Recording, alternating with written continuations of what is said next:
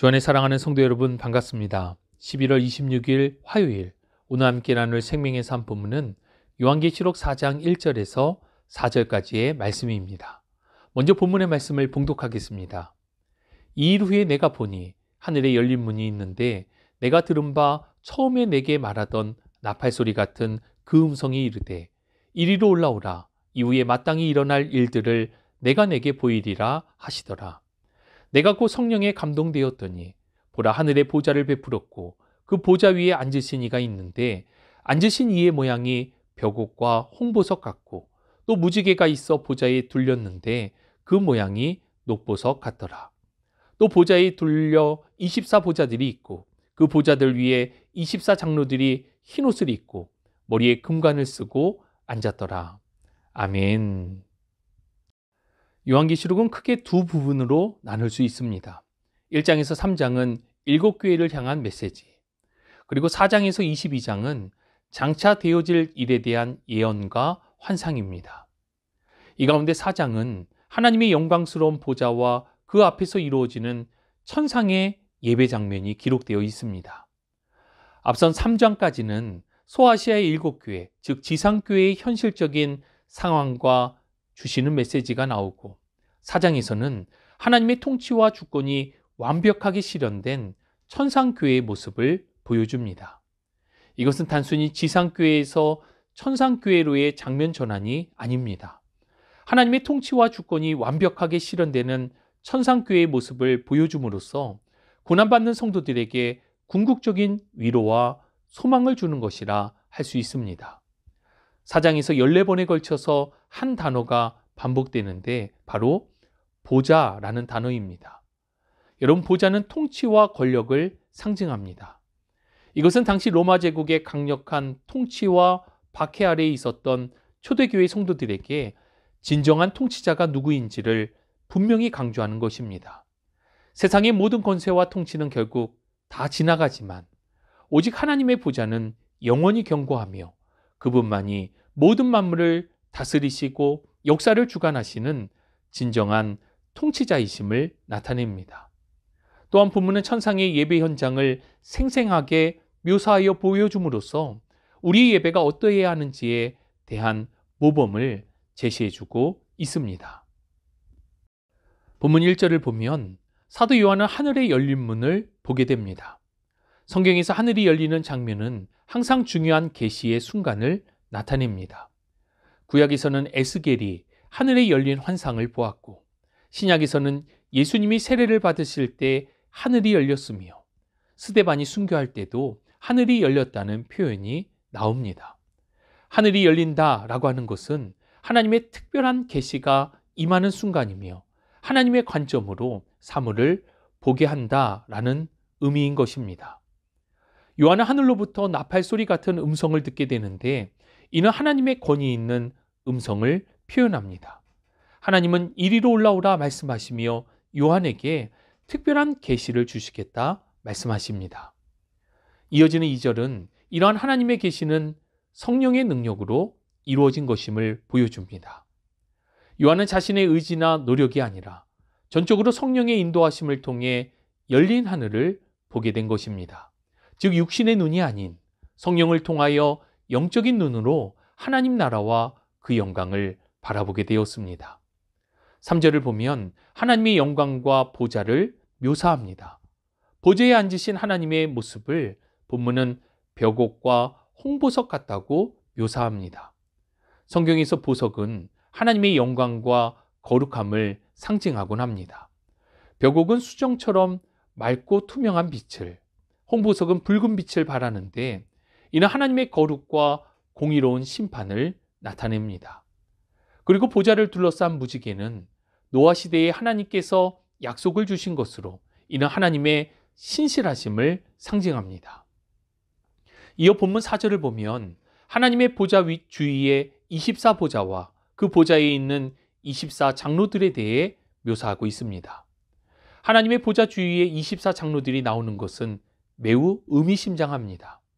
24장로들에 대한 여러 해석이 있지만 일반적으로 24장로는 구약의 12지파와 신약의 12사도를 상징하는 것으로 이해하며 이는 하나님의 모든 택한 백성들을 대표하는 표현입니다.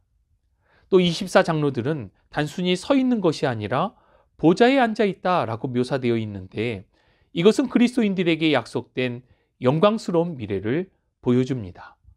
앞선 계시록 3장 21절의 말씀, 이기는 그에게는 내가 내 보좌에 함께 앉게 하여 주겠다 라는 표현과 같이 약속의 성취를 미리 보여주는 것입니다. 하늘 보좌에 대한 약속은 단순한 미래의 예언이 아닙니다.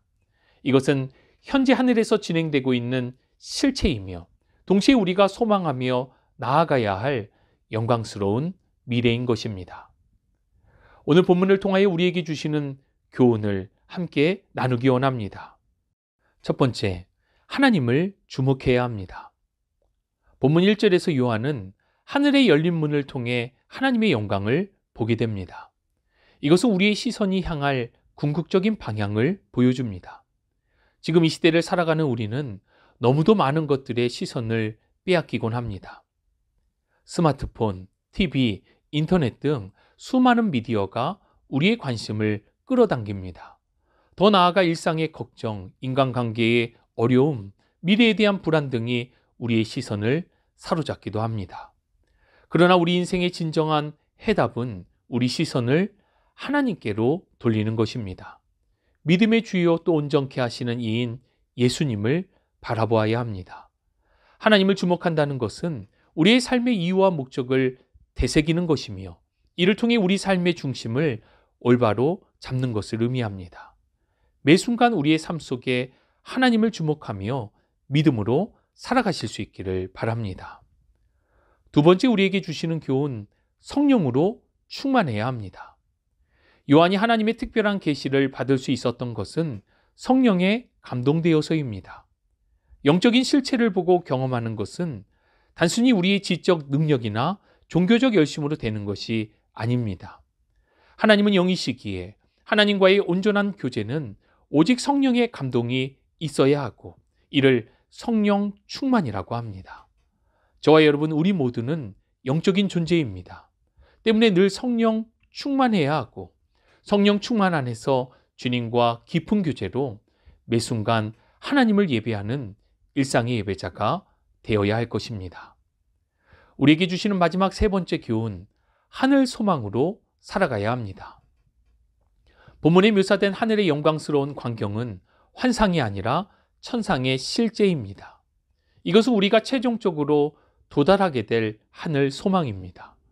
하나님의 백성인 24장로들이 흰 옷을 입고 금관을 쓰고 보좌에 앉아 누리는 하늘나라의 영광스러운 실제인 것입니다. 이러한 하늘 소망은 현재 우리가 겪는 어려움을 이기는 힘이 되고 또 우리의 가치관과 삶의 방향을 결정하는 나침반이 되는 것입니다. 위의 것을 생각하라는 골로새서 3장 2절의 말씀과 같이 이 땅을 하늘 소망으로 살아가실 수 있기를 바랍니다. 주 안에 사랑하는 성도 여러분, 본문을 통한 세 가지 교훈은 사실 모두 연결되어 있습니다. 하나님을 주목할 때 우리는 성령의 충만함을 경험하게 되고 성령 충만할 때 우리는 하늘 소망으로 온전히 살아갈 수 있기 때문입니다. 이를 위해 우리는 예배의 본질을 회복해야 합니다. 천상의 예배는 하나님의 영광에 압도되어 드리는 예배입니다. 그렇다면 우리의 예배도 하나님의 영광에 초점이 맞춰져야 합니다. 우리 예배가 혹 형식적이거나 습관적이지는 않은지 자신을 철저히 돌아보아야 하고 오직 하나님의 영광을 위한 예배로 드려야 할 것입니다. 하나님을 주목하여 성령에 충만하고 하늘 소망으로 주님을 예배하며 이 땅에서의 천상의 예배를 경험하는 놀라운 은혜와 감격이 있기를 주님의 이름으로 축복합니다. 우리의 찬양과 영광을 받으시기에 합당하신 하나님 감사합니다. 흐트러진 우리의 시선을 돌이켜 온전히 주님을 주목하며 바라봅니다. 영과 진리로 하나님을 예배하며 하늘 소망으로 이 땅을 살아가는 하나님의 사람으로 우리를 붙들어 주옵소서. 무엇보다도 영과 진리로 하나님을 예배하는 하나님께서 찾으시는 예배자이기를 원합니다. 어떤 경우에도 습관적이거나 형식적인 예배가 되지 않게 하시고 하나님의 영광에 압도되어 주님을 예배하는 예배자로 우리를 붙들어 주옵소서. 함께 하심을 믿고 감사드리며 우리 구주 예수 그리스도의 이름으로 기도합니다. 아멘.